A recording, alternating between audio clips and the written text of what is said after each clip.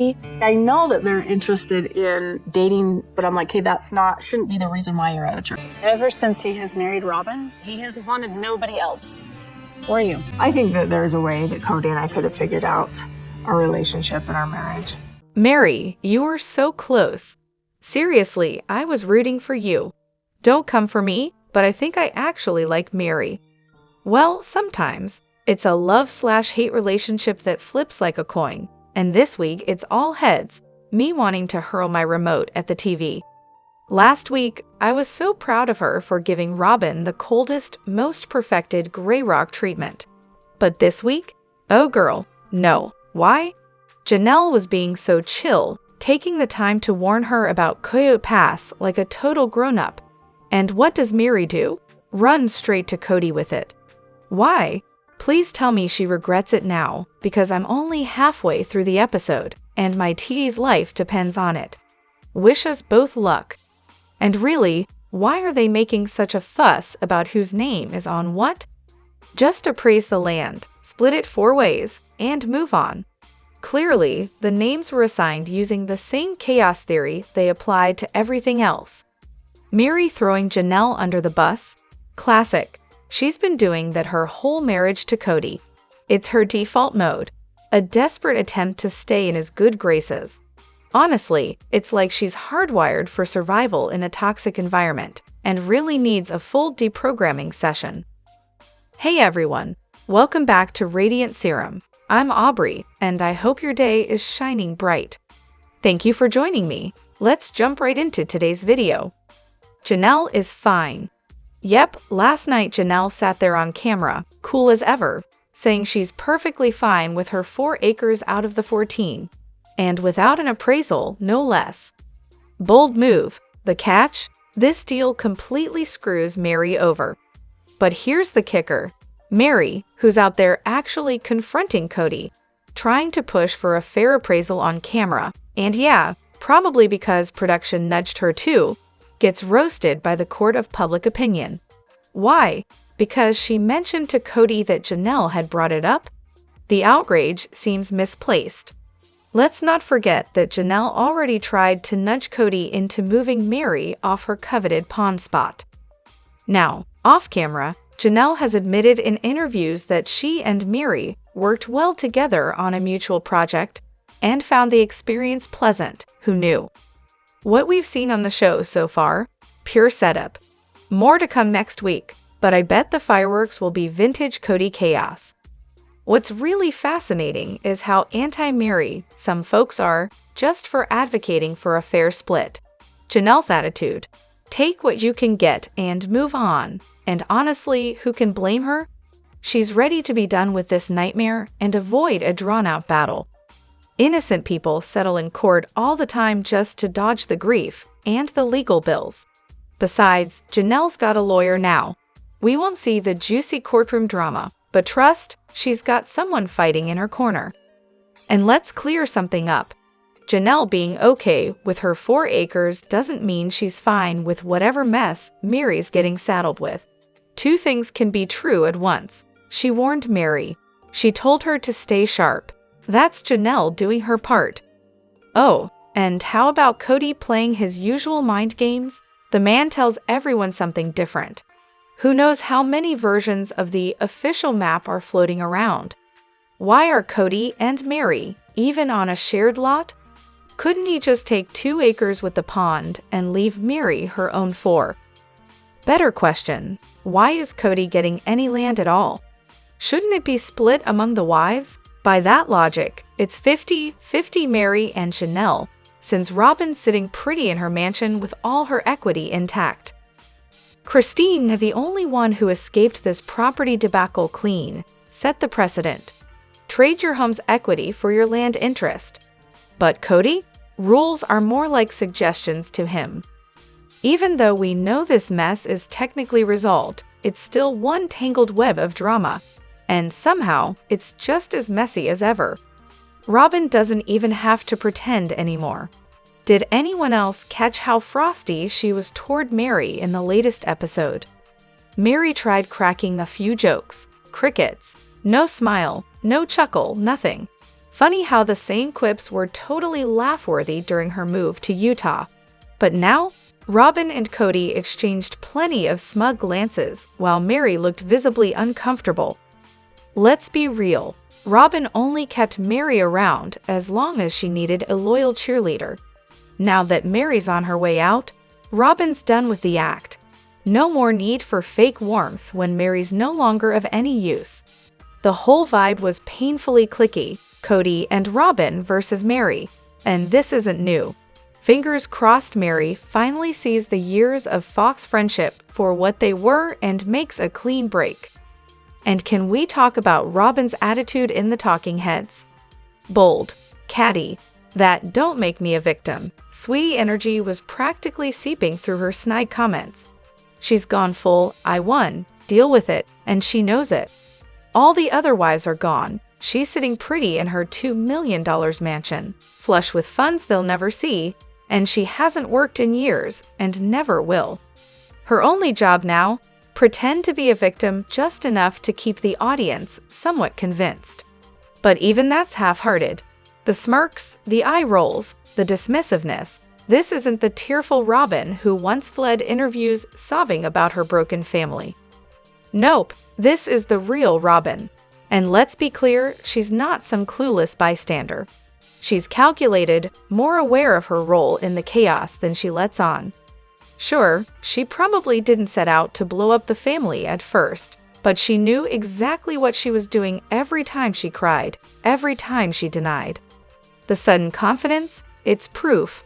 She's done manipulating the family and is barely trying to manipulate the audience. The show's almost over after all. She's already won. I see a lot of chatter about Kody's name being on every parcel, but here's the crucial detail everyone's missing. Arizona is a community property state. That means legally Robyn, as Kody's wife, has joint ownership of all of Kody's property.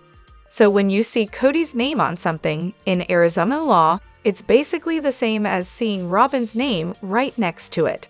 She's technically on every single parcel, even if her name isn't on the paperwork. That means Robyn owns 25% of every one of the original 3 wives parcels, except Meri's, where she's at just over 15%, since Kody owns 1/3 of that one.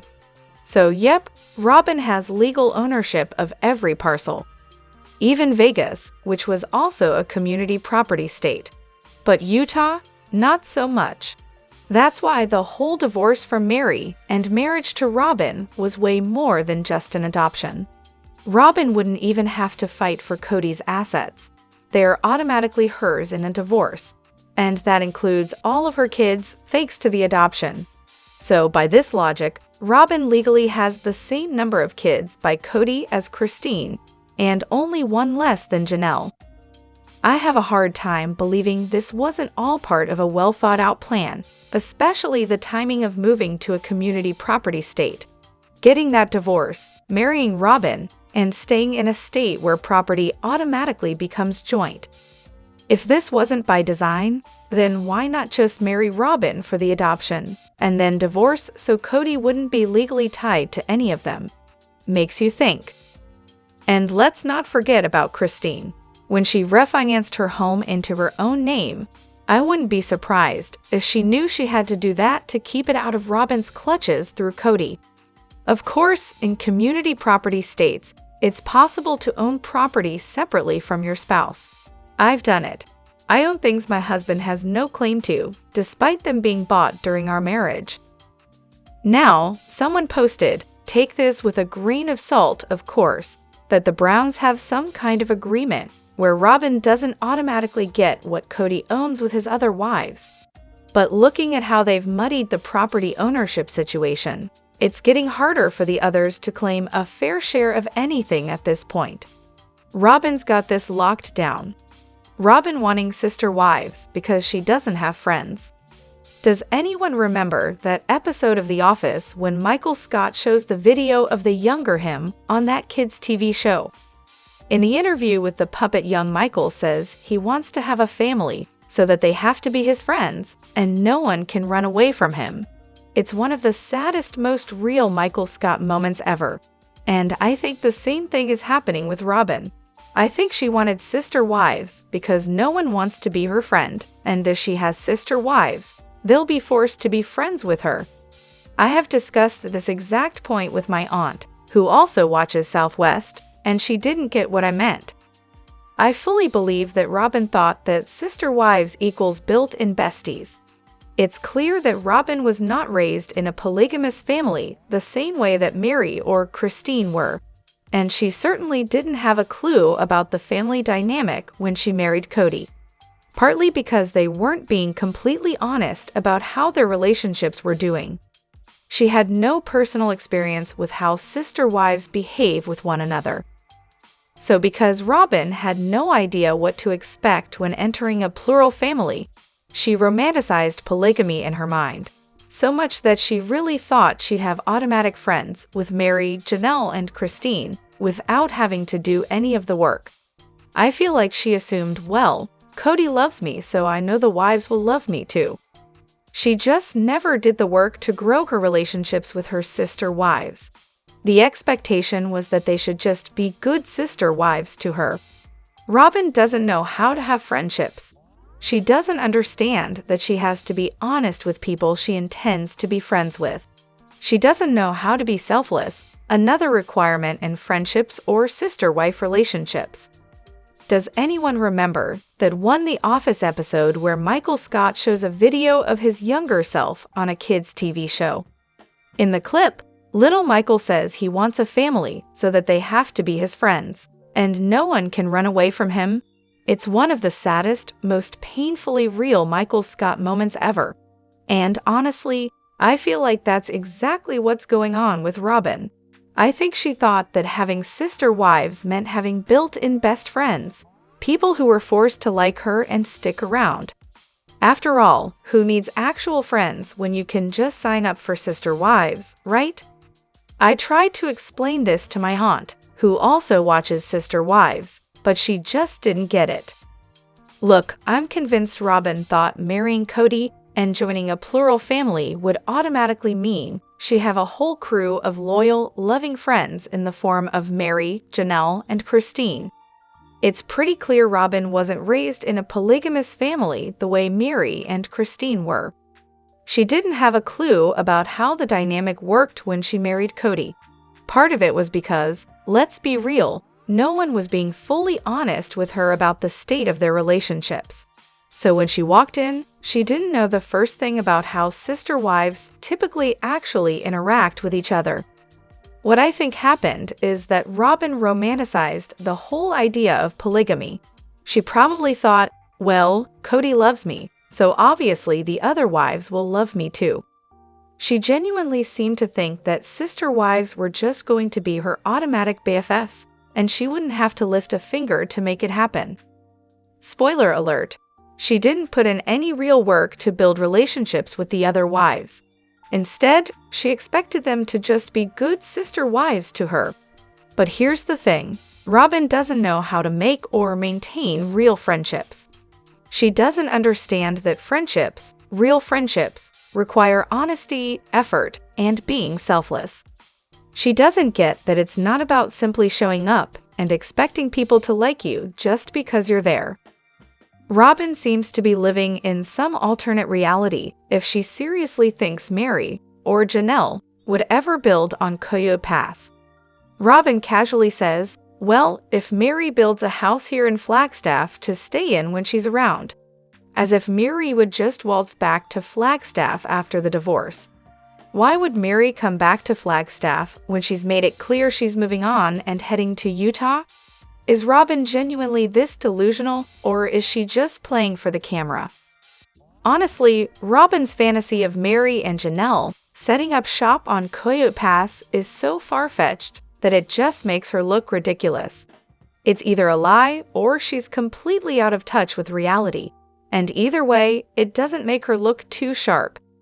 Anyone else notice how unenthused Savannah seemed at her own party? There was just no energy from her at all. And then Christine's comments about her, what was that all about?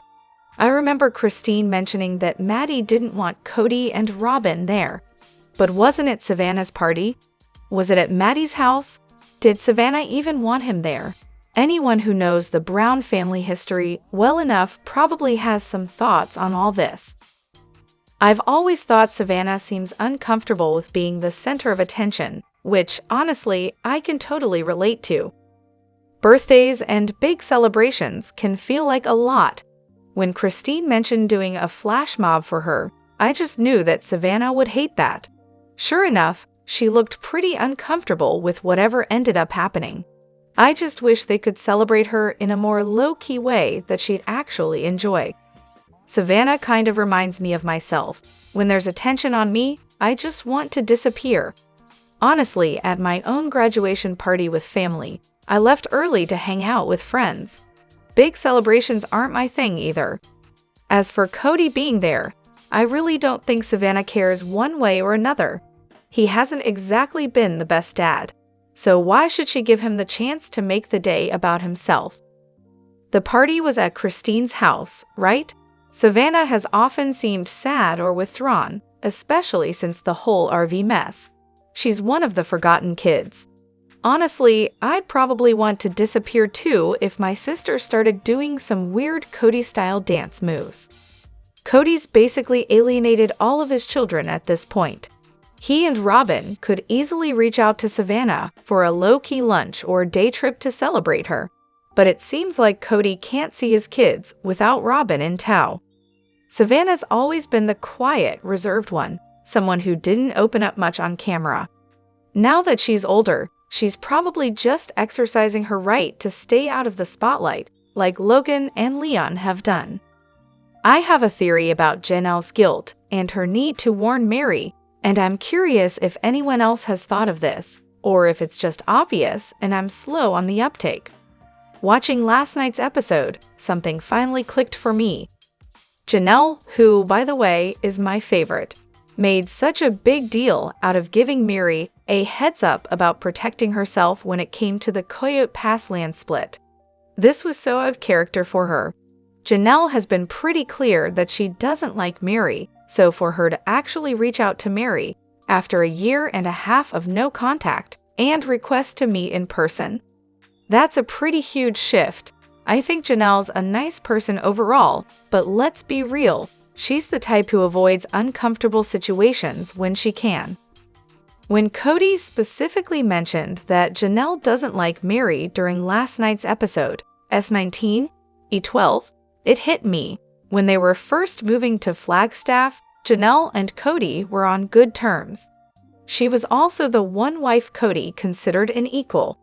If that's true, she'd be the person he'd most likely talk to about the land split, the one he'd run his brilliant ideas by, seeking her agreement. So while Kody obviously loves Robyn, it's clear he doesn't respect her intellect. He's all about her looks, seeing her as a victim he rescued, and thinking she's sweet, but not exactly a strategic thinker. I think Kody deliberately screwed over Meri by giving her the smallest, crappiest land parcel and adding multiple names to her piece, likely in preparation for when Meri finally left. Did Janelle know about this or even come up with the idea? I'm not sure. But what I do believe is that Janelle's guilt got the better of her, and she went to warn Meri. She's likely feeling bad about how Meri was treated regarding the land. When Meri confronted Kody about what Janelle did, I think Kody was extra furious, not just because Janelle acted against him, but because it exposed him. He's so angry now because he can't criticize her for being a hypocrite without revealing his own role in everything. What do you think? Remember when Meri and Kody got legally divorced? Janelle said she'd trust that Meri would be fair in that situation, but she didn't feel the same way about Robyn. I think Janelle was trying to be fair to Meri, as she believed Meri would be fair to her in return. I don't think there's any hidden agenda behind Janelle telling Meri to watch your back.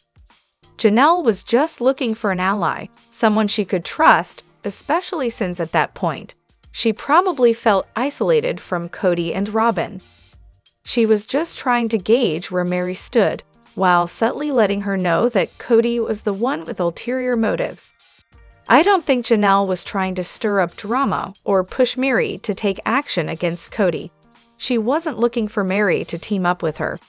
Janelle had already hired a lawyer to handle things on a professional, non-emotional level, so she wasn't relying on Meri for that.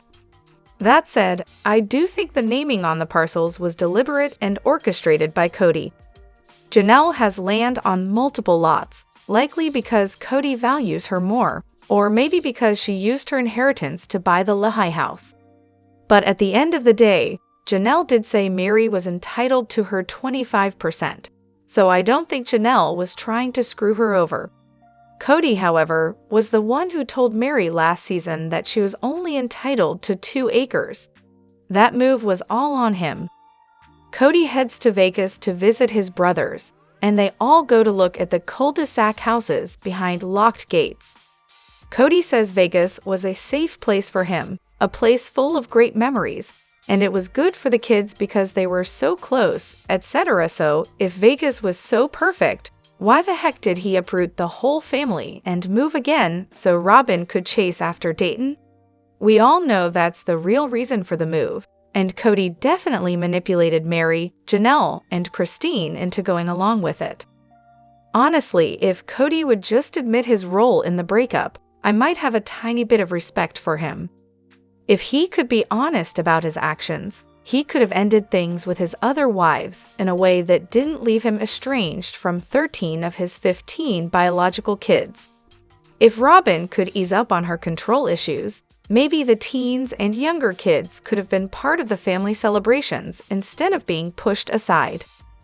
And seriously, are they really so desperate for content that they're going to start putting Aurora's dating life on the show? If the Vegas cul-de-sac was so perfect, why did they leave? Kody is going on and on about how amazing that time was, how happy he was, and how nostalgic he feels looking back at those houses. Yet, after all that effort to build custom homes for each wife, in a place where they were accepted and had friends, why would he pull the plug and uproot his entire family to move to cold, isolating Flagstaff? It just doesn't add up. What did he really think would happen? Let's be real. Robyn couldn't let her adult son go off to college without her. The Browns moved to Flagstaff because Robyn wanted to follow Dayon. We all know that. Kody knew exactly what would happen when they moved to Flagstaff. He knew they'd be living far apart, just like they were when they first moved to Vegas. Did he care? Maybe he figured it would mean less tension because the other wives wouldn't be able to see how much time he was spending at Robyn's house. The supposed solution to being closer as a family was to build on Coyote Pass, but Kody kept dragging his feet and spending money on other things, ensuring it wouldn't happen. He could have saved money, paid off the property sooner, helped Janelle with her casita, or even covered utilities to the land, but he didn't. At the end of the day, Kody's actions speak louder than his words. He made his dream of monogamy with Robyn his reality by creating the circumstances for it. I think Kody is just putting on a show for the cameras now, crying about how things used to be, acting like he's the victim. He's just exhausting at this point. Last night, I couldn't help but notice Kody playing the victim card with his brothers. He was painting himself as the rejected husband, claiming Janelle wouldn't even give him a chance, selling the story that he's tried everything to save his marriages. It's such a contrast to what we see on TV, where, let's be honest, it's pretty clear that Kody hasn't exactly been trying to make it work with his wives. And then there's the moment with Rex, where he mentioned Kody crying to him about his divorce from Christine. Does Kody not realize that people have TVs? It's hard to buy into his sob story when the audience has already seen the reality play out. It makes me wonder, is Kody dealing with some deep-rooted daddy issues here? The way he's constantly trying to prove himself and paint a picture of a man who's been wronged. It feels like he's seeking validation. Speaking of fathers, Kody's cousin recently shared that his grandfather, Win, was abusive. He had 3 wives, Janelle, Kody's mom, Rebecca, and Cheryl, and they all lived in poor little houses. The kids were made to work hard on the farm from a very young age, and Wynn was apparently emotionally distant, even telling his grandkids, "I don't know why," when they hugged him and told him they loved him. It's pretty clear he wasn't a warm or nurturing figure. Kody's dad was likely a huge influence on him, and I can't help but think Kody may have tried to emulate Wynn, and perhaps even outdo him. "Look at me, Dad. I've got 4 wives, a TV show, and more money than you." It's like Kody is trying to prove that he's better, more successful, and more deserving of attention than his father ever was. So let's break this down. Why did Janelle, represented by an attorney no less, decide to toss in more money for kody to pass without a clear agreement? No written deal in place to appraise and subdivide that 25%. No plan to get that portion bought out, especially since Robyn's clinging to the idea of keeping it. That cash Janelle forked out is literally her only leverage, and as Meri so wisely pointed out, it's the only thing standing between Kody and total control of the title. Currently, Kody holds all the power, and Janelle and Meri are just, well, not exactly in the driver's seat. And speaking of power moves, did Kody really just throw his polygamist older brother under the bus? Like on national TV, admitting that his brother agreed that intimacy has no place in polygamy. Ouch. Imagine his brother's wives watching that episode. Actually, maybe they already know. If they don't, I'm sure they'll get the memo soon. Here's hoping they find a friend like Jen someday. Oh, and let's not forget kody&Robyn. They combine all their money, share every bill, and basically want us to believe they're the ultimate couple, lovey-dovey all over the place, clearly head over heels for each other. Which is cute, I guess. But here's the kicker. If they're so inseparable when it comes to everything else, then why aren't they one unified couple when it's time to split kody to pass? Shouldn't they get to divide it 3 ways, not 4? Or is the together forever thing just a convenient label until money enters the picture? Suddenly, when it's about finances, they're a separate entity. Classic. Something I couldn't help but notice about Robyn. When she's accused of being manipulative, she comes out swinging with, "Kody isn't one to be run by a wife." And the idea of manipulating Meri into doing something she doesn't want to do is laughable. Funny thing though, she never says, "I would never want to manipulate Kody or Meri." Classic Robyn, she's a master at deflecting. And let's talk about those technicalities, shall we? It's true that Robyn couldn't exactly force Meri to do something she didn't want to do. But here's the thing, Meri did want to stay. She was clinging to the hope that maybe her marriage wasn't totally over, that things could improve under the right conditions. What Robyn did wasn't exactly about twisting Meri's arm. No, she expertly manipulated Meri into believing there was a real chance for change, that things could get better, even when the harsh truth was that it was all a pipe dream. Robyn played to Meri's hopes and vulnerabilities, making her believe in something that just wasn't there. That, my friends, is manipulation. So, here's a question that no one bothered to ask Kody. If life in Vegas was so perfect, why the heck did they leave? Funny how now, he's got this revisionist history where Vegas was this utopian paradise, and he only has fond memories of it. But, no one's asking the obvious question, why did they move? Was it because they were about to default on loans? Was it because Kody can't stand the idea of his wives and kids getting comfortable and content, so he had to shake things up again? Or maybe it was because Dayton was off to school in Arizona. Yeah, we definitely need to uproot the whole family for that, right? Or was it because of some bad influences, or something else entirely? Kody says they were all thriving and accepted in Vegas, so really, what's the deal? Will he ever take responsibility, or is he going to blame Robyn for the move? Come on, Kody, let's hear it. What's the real reason you left perfection behind? Meri with this hope nonsense again. Same old storyline, year after year. Seriously, how long is she going to keep humiliating herself and looking like a desperate ex-wife? I used to feel bad for her, I really did, but now it's just exhausting because she's doing it to herself. I get that it's hard to get over someone, but enough with the maybe he wants me talk. It's delusional at this point, and let's be real, not normal. Kody needs to be more careful with how he talks to her and how he acts around her. He sheds a few fake tears, gives her a hug, and now Meri is lighting up like a Christmas tree, rambling on, again, about how maybe there's hope and Kody might change his mind or regret it, for the millionth season in a row. Kody needs to be specific and straight up tell her that he isn't crying out of regret, and that he definitely doesn't want to be with her.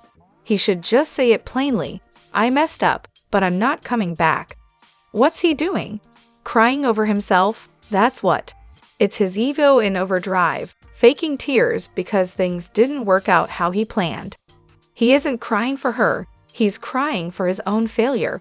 Even his best friend called him out, asking if he was sure, and Kody was like, I couldn't be more sure. Meri is going to hear all that stuff he said about her in the confessionals and be so embarrassed. How can she not be mad at herself for backtracking? She was so adamant about focusing on herself and not needing him, but now she's caving in again and looking so desperate. How many times does she need to be told she's not wanted? If Kody actually wanted her, he'd make it crystal clear, especially with Robyn over there sobbing about her lost family. And the business Meri started, charging people money to help them find their self-worth. Insane, especially when we've seen how she's treated certain members of the family, mainly Christine, Janelle, and their kids, while practically groveling to Dabzark, who, by the way, mostly forgets she exists. The hypocrisy is off the charts. Kody weeping in front of Las Vegas houses. Can you imagine living in one of those homes and just looking out the window to see that? Like you've already got a house with the entire polygamy or reality TV baggage hanging over it, and then here comes Kody weeping in front of your place. So awkward, so cringy. And then the jerk has the audacity to say he remembers Vegas fondly and gets all nostalgic about his time there. Excuse me? Just a few episodes ago, he was practically bullying his wives and kids, especially Gabe, who deserves a gold medal in patience, for wanting to stay, pushing them to leave because he hates Vegas. And then it's Guy's weekend, and we get to watch him waste 5 minutes showing his brothers how he does his hair. Like, really? They're probably thinking, dude, can we just go? What are we even doing here? And Kody, in his narcissistic glory, decides they're going to the cul-de-sac. And guess what? They all just follow him. It's like watching a bunch of grown adults trail after a toddler in a tantrum. Classic Kody. Drop your thoughts in the comment section below. Do you agree or disagree? Don't forget to like, subscribe, and hit the notification bell for more updates. Your opinions matter, and I will see you in the next video. Thank you.